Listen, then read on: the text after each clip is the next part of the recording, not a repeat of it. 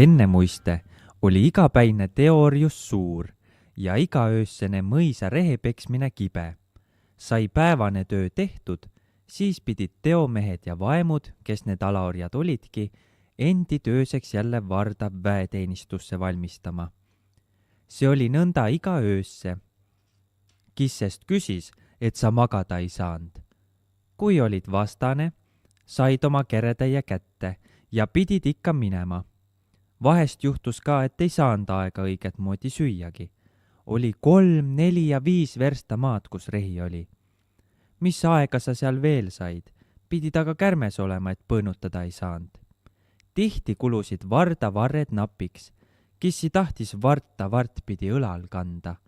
Ikka varda näsa õlal ja vars jooksis mööda maad kolinal järel, sest seda viisi oli kergem kanda. Miks ta siis ei kulunud?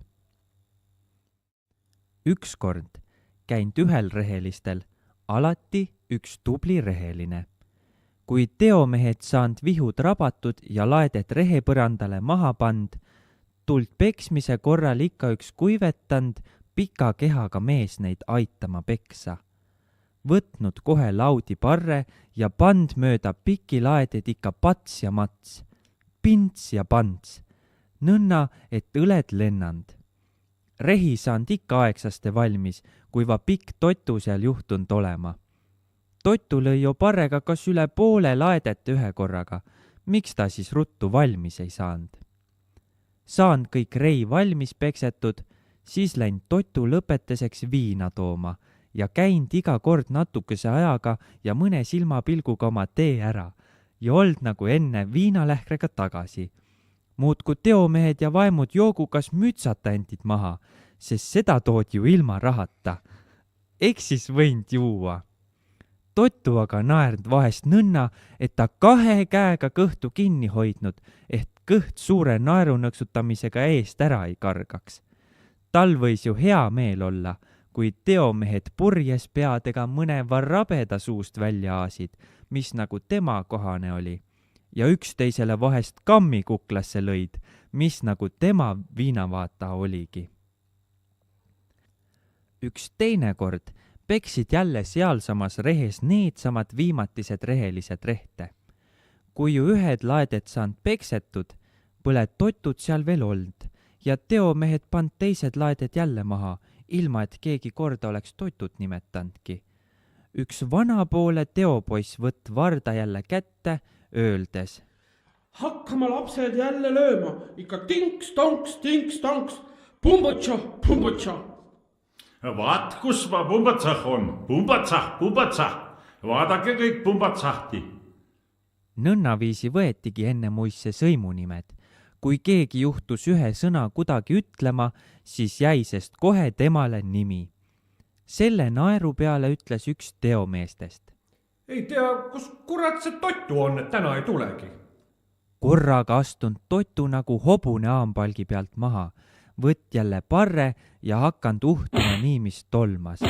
Rehi sai peagi valmis, oli jälle tarvis lõpetest tuua. Lähme keldrest viina tooma, ütles totu ühe teopoisile, kes alles üsna poisike oli. Võttis poisi oma 6 hõlma ja läks kui tuul.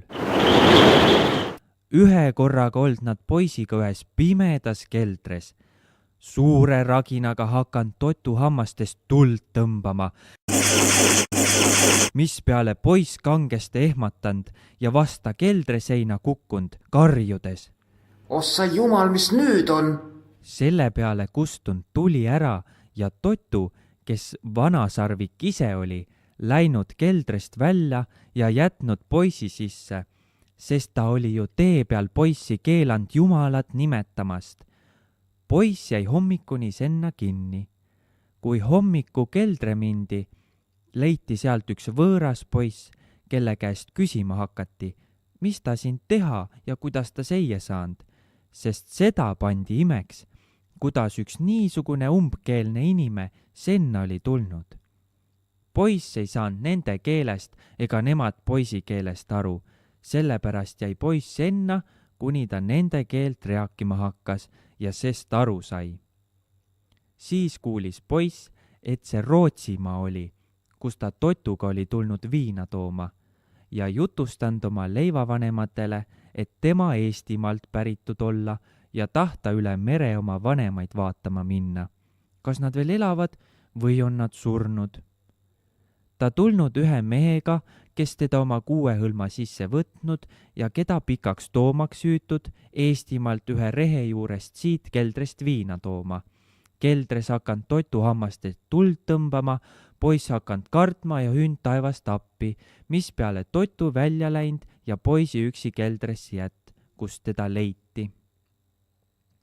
3 aasta pärast tuli poiss koju, kus teda rõõmuga vastu võeti ja kus ta viimaks isa koha peale peremeheks sai.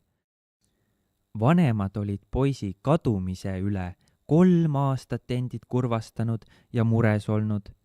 Nüüd said nad üle väga rõõmsaks ja võivad veel praegust rõõmsad olla.